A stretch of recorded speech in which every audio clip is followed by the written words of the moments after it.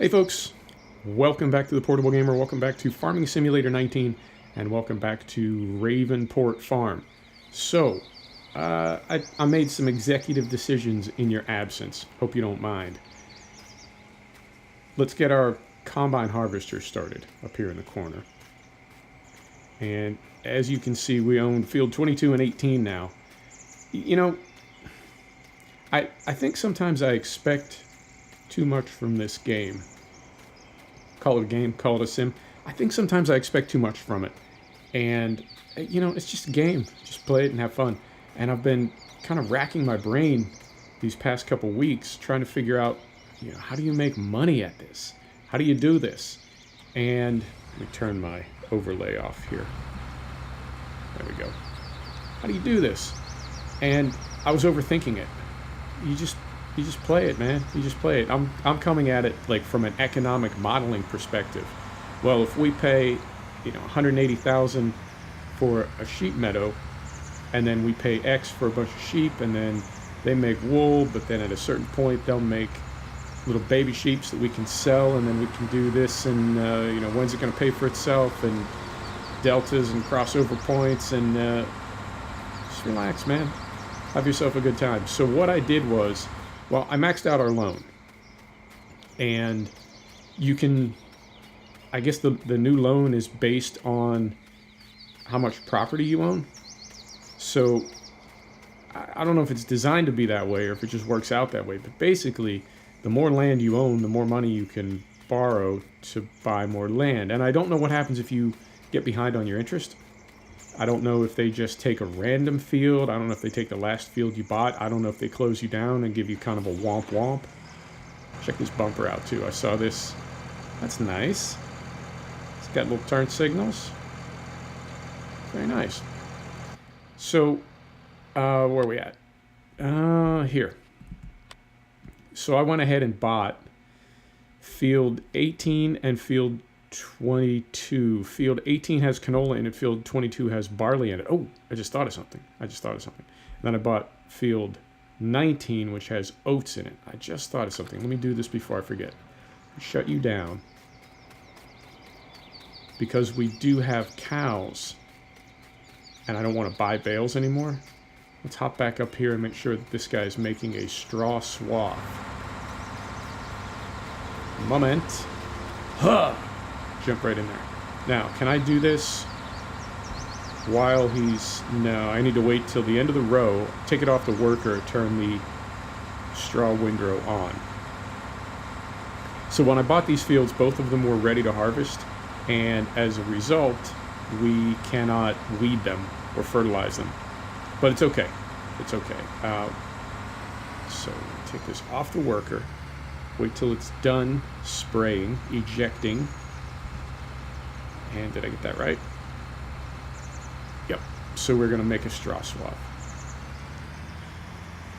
So these aren't going to have the best yield, but like I said, I got to thinking, you know, I don't want to make the game boring for myself. I do want it to be realistic, but without seasons and just the way the game is configured, maybe it's not ever going to be that realistic, you know? Maybe it's just going to be, oh, I don't know, fun. Maybe we can just have fun playing with our farm sim. Make sure this is doing its thing. We get a little... There we go. Beautiful. Yeah, man. So, I mean, I will continue to believe that there are some functions on this sim that subsidize other functions, and I think the goal all along, I think it always has been, it always will be, to make silage. Simple as that. I think if you can make silage and sell it at the BGA, that is the keys to the kingdom. That's where all the money is, and that's what we're always working toward. So that's what we'll work toward, because at this point, I think, I mean, eventually, like, the sheep are feeding themselves now. They always have been, but I don't need to put any food in there. They're making more sheep every day, and I'm not putting any food in there, so they are feeding themselves. Water is free. And really, I could just cycle the game daily. Just go through the day quickly at 120x and scoop up the floor food at the end of the day. I don't need to feed them, water them, that's free.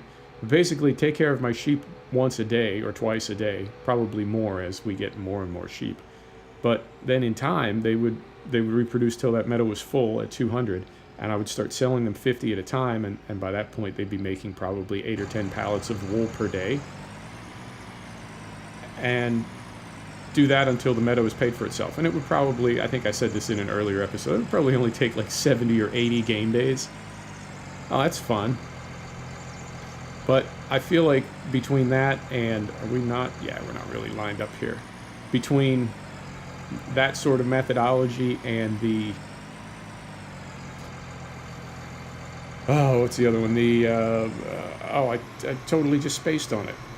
Oh, the missions. Between just giving the sheep meadow plenty of time or doing missions, it's like, yeah, man, it's cool, but it's not necessarily fun. Like, it's accurate, but it's not necessarily fun. And I want the sim to be fun. And also, when it comes to recording, you know, I know, right? I got to give you something to see too, particularly because there's so many people. There we go. Now this is a direct drill, so we didn't plow or cultivate this field, and we also don't need to spread lime on it at the moment. So I'm just going to let this guy get started. But yeah, man, you want to see some stuff. And I think what's sort of, whoa, that guy's going really fast. And then he's going really, really slow. Right, so let's do a couple things. Let's slow down the cruise control for one thing. Let's take that off 1 million miles per hour. And let's see if we can get this guy a little more serious about his work. Come on, buddy. So that is, yeah, that's my thought. Now you can see also in the top left corner, we are also running the vehicle inspector mod, which I guess is the FS19 iteration of Glance. You're familiar with Glance, and particularly if you have workering, it's a fantastic little mod because, like, right now, let me get it with a dark background. Right now you can see that our little combine harvester is 44% full, and then it's also showing our T7 over here with the drill, 81% seed, 64% fertilizer. So that's a nice thing when you're on different parts of the map, that you can see what's going on and know who's going to need a little bit of attention, particularly if you're not teleporting and you need to do a little bit of running. So let's get this guy going. We got 350 grand, and I think we're going to buy some stuff today. We already bought fields. There was one other field. Field 23 is the last field down in this valley. We have not bought it yet because it has cotton in it. Now, it doesn't really matter if it has cotton in it because I'm not going to harvest cotton. It costs 40 grand to rent the cotton harvester. So obviously we can't do that because at most we'd get like 700 or 800 euro of cotton out of that field. So we'd just be throwing away money. But what we can do is wait to buy it until it has a crop that we can use. So, like I did with field 19 and field 22, they both had harvestable, arable crops that we can sell. Sir? All right. There you go. Okay, so I think he's doing all right. And where is our combine harvester is at 52%. So let's find our little T6. There it is. And let's go down and service that combine harvester. So yeah, man, let's do some stuff and have some fun. And I think what kind of hipped me to that concept was I'm playing Fellsbrunn. I refer to it as my personal map. And when I say that, I don't mean like that's my personal map. I don't mean it that way. But I mean that's my map that I just play for me at the moment. There's only 2. I mean, there's a couple other ones floating around, but they look like bad ports of FS19 maps, and I'm not going to waste my time. But the Fellsbrunn map right now that I'm playing, I'm thinking of it as my personal map.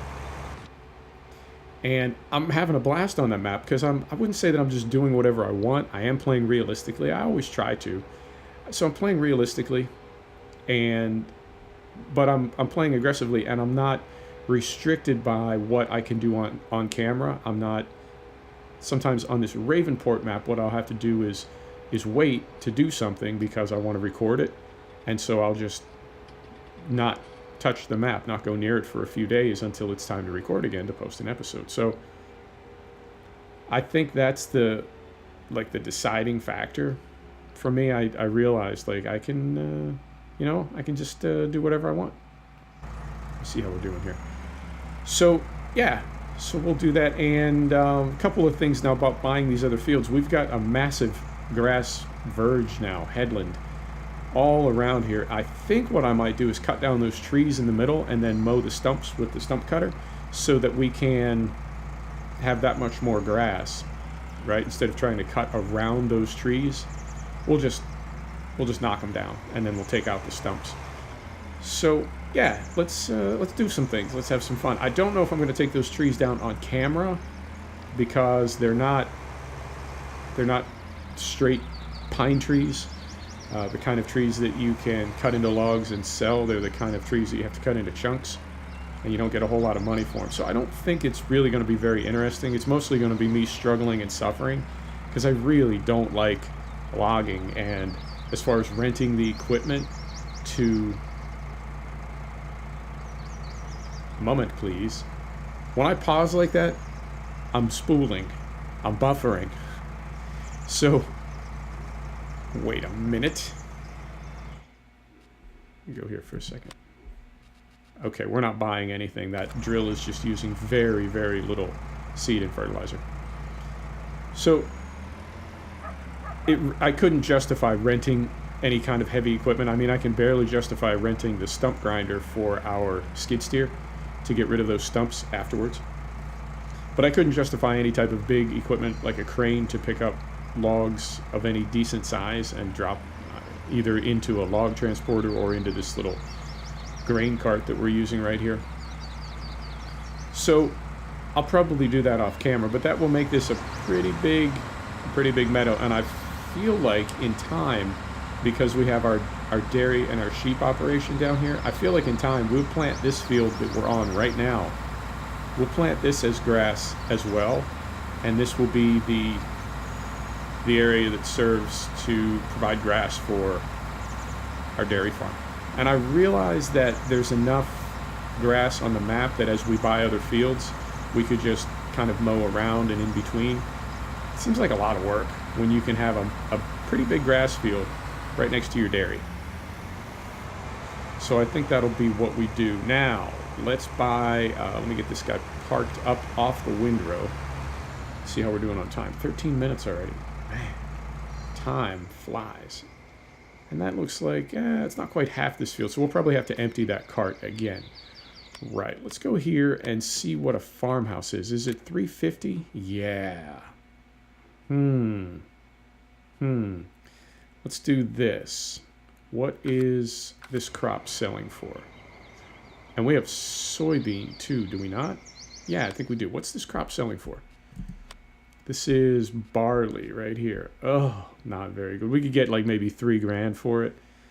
You want to sell some wool? No, we're not going to get very much for that. Maybe we'll buy a house next week. Oh, I know what we can buy. There's always something to buy. I found some sheds. And I guess these are... Now these here, these VD Industries, these are on the Giants mod hub. And they look like a legit mod. These... questionable. But for $1,000, you can hardly go wrong. These are from the American Outback map from FS15 and 17. What's the difference between these two? Hard to say. Anyway, I think these will go nicely with our big red American style barn. Just got to figure out where I want to put them. And it's only €1,000, which is kind of hokey, you know? I mean, be serious. So, put this right here. Is that about right? Yeah, that's about right. Now, is this a pull-through? Don't know. No. Is this a pull-through? Trying to... Yeah, I can't see the back of it. I think that's a pull-through. Okay. Well, it still works right there. And it's only going to be $1,000 to place it. So, can we go over a little bit? Yeah, I want to be over closer to this road. Let's go right there. Okay, so that's that, and that means that we can, now it's going to leave kind of an ugly concrete pad, but I ain't scared. Let's have some fun, man. We haven't been having enough fun. So let's sell this one. And this one. No, let's leave that one. Let's leave that one. And you know, I don't hate the pad. I don't hate the concrete pad.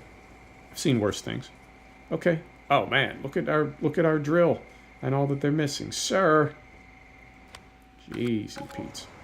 It's always something on the farm. What's this guy doing? Is he missing bits too? No, he got it. Okay. So, but now we have enough. Oh god, there goes my voice. Now we have enough to buy the house. Maybe. And the reason we will not have enough to buy the house is because it's going to deform the terrain, and that is going to be prohibitively expensive. So, is this the front door? Where's the front door? Yeah, is that the front door? Hard to tell, man. Hard to tell. I think this may be the front door. Well, we'll find out in a minute. Now, we don't have to deform the terrain a whole lot, but it's still going to, yeah, man, this is, all right. I think this is going to say we don't have enough money, but we'll try it. You ready? Here we go. Nope. Went right through. Okay, cool. So now we're €1,000,000 in debt, but we do have a house. We can sleep at night. We've got a big red machine shed that's going to match our big red barn perfectly. That's going to look nice. And, yeah, you know what? Let's run down the valley. How are we doing on time? 17 minutes. Let's run down the valley, take a look at the stuff we bought, and see how our T7 is doing on getting soybeans drilled and how bad it's messing up. We can just go in and trim that stuff in manually. You know how we do. You know how we do. So, oh, and let me take a peek at this too. See if we're on fire yet.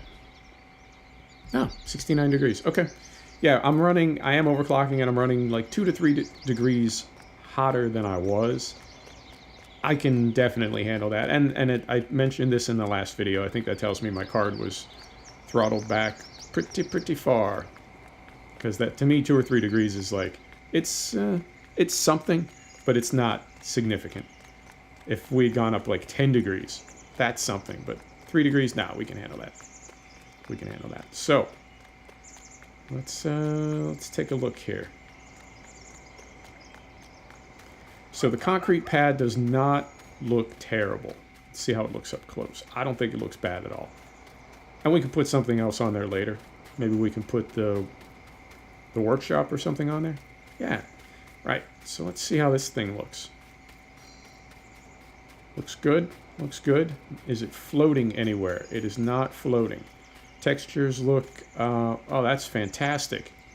That's, somebody put a lot of work into that before they brought it in from 17. Okay. Terrain looks pretty good. I mean, I'll take it. It's a video game. I'm not going to get too fired up about it. Right. So that's kind of nice. Maybe I'll go in and fix those textures manually. You know, I've been thinking about doing that. Been seriously considering that. Okay, we got the front door on the front, too. What the hell? Man, the people at Giants really think Americans are just lunatics. Wow. Thanks, fellas. Okay, come. Fellas, come on. Oh, Jesus. Come on. Oh, right. Okay. And then this is the other field that we just bought. And this is oats. Okay. So we'll harvest these oats too. Now the canola in field 19, we'll get something for that. Still working. The barley we'll get hardly anything for, but we will get straw out of it. Now here's an interesting economic anomaly about this game. You can get more for the straw that you collect from a field than you can from the from the wheat or barley that makes it. That seems like, you know what I mean? That seems like maybe that's not accurate. I don't know. It's only a game. Nobody cares. Oh, is this still cotton? Yeah, I think it still is. Yeah. But it has been harvested. Okay. Well, no, because that would be the same as turning under harvested cotton is the same as turning under cotton that's growing as far as we're concerned. We wouldn't make any money from it, but if we wait until there is a crop in there that we can harvest and sell, we'll get a little bit more back. I think that field is like 220 maybe. So if we get 10 grand out of it, then it's 210. And like I said, I want to have a little bit more fun with the game, but I definitely still want to make some money at it. Definitely still want to make some money. Is there anything going on over here that I can show you while we're waiting to empty our combine harvester? Not really. Not really. Grass is growing. And yeah, I'll cut down these trees. I mean, I guess I could cut them down right now and just make a mess. There's what? 1, 2, 3, 4, 5. Nah, I'll wait. I'll do it off camera. But I will do it. And that will give us, yeah, just that much more grass verge, that much more grass headland to harvest. So, yeah, man, it's, what is it? It's Tuesday for me.